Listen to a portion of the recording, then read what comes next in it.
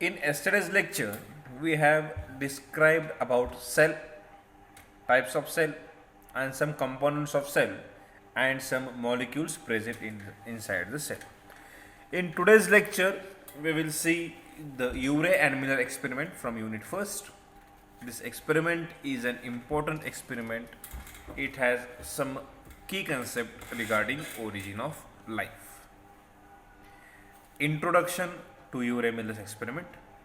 This experiment stimulated the condition that was present at the early Earth during the origin of life. It also tested the chemical origin of life.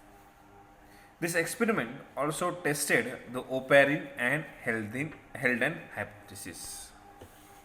This was the experiment. Experiment was conducted in 1953 by Stanley Millard and Harold Urey.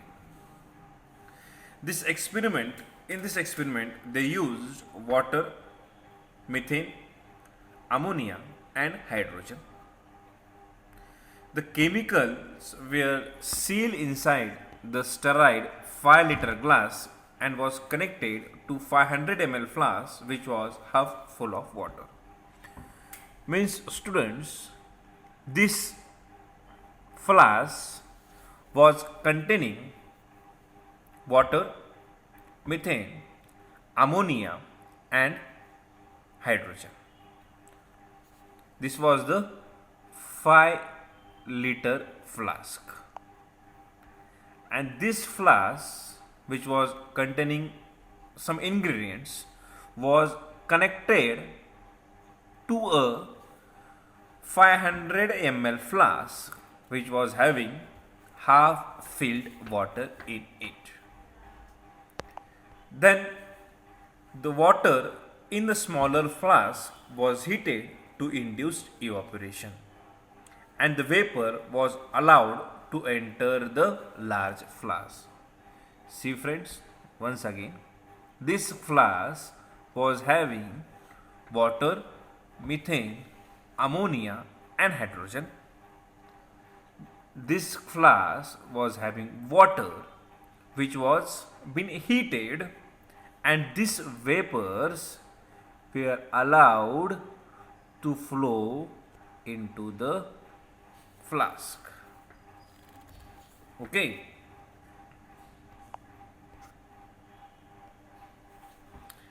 The continuous electrical sparks were fired between the electrodes to stimulate lighting in the water vapor and gaseous mixture. And then the stimulated atmosphere was cooled again so that water condensed and trickled into U-shaped trap at the bottom of the apparatus. Here the sparkling was continuously done. Okay friends. After the solution was collected at the trap, it has turned into a pink color, and after the week of continuous operation of the solution was turned to deep red and turbid. Later on, the boiling flasks were removed and mercuric chloride was added to prevent the microbial contamination. The reaction was stopped by adding barium hydroxide and sulfuric acid and evaporated to remove the impurities.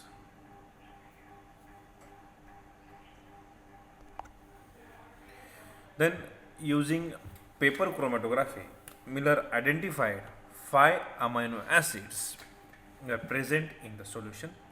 They were glycine and alpha aniline, beta aniline which were positively identified, whereas aspartic acid and aminobutyric acid AABA was less certain due to the spots were being fed. So, we will understand this experiment again by concentrating at the figure. Students, They took two flasks, first and second. This flask was of 5 liter. This was of 500 ml. Okay. Then he added the chemicals like water, methane, ammonia, and hydrogen in this flask, whereas this 500 ml sterile flask was containing half, means 250 ml of water. This flask was given the source of heat. When heat was provided, the vapors were allowed to travel into the flask,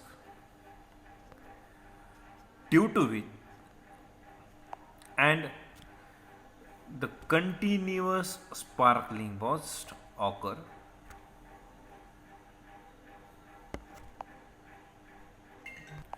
After the lightning sparks were occurred, then these chemicals or this atmosphere was cooled down so that water can trickle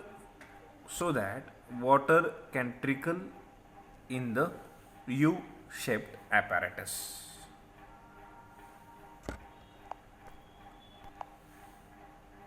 After collecting this chemical, the chemical was turned into the pink color. Later on, after the continuous operation of this process, it was turned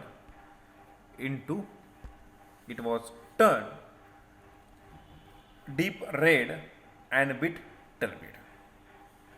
Later on, some mercury chloride was added to prevent microbial contamination. Then barium hydroxide and sulfuric acid was added to stop the reaction. Later on, by using paper chromatography, Miller identified that 5 amino acids were present in the solution.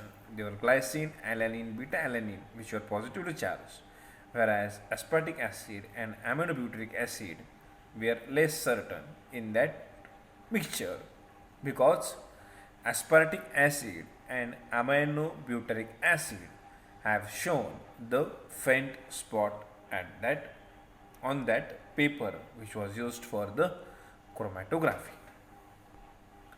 Conclusion: the Urey-Miller's experiment stimulated condition at time to present on the early earth and tested for occurrence of chemical origin of life. Means this experiment concluded that there was chemical origin of life. The experiment was helpful in understanding Earth's early atmosphere. This is about the Urey-Miller's experiment. In next lecture, we are going to see origin of life, which was somewhat related or correlated to Urey-Miller's experiment. Okay, we'll meet in tomorrow's lecture. Thank you.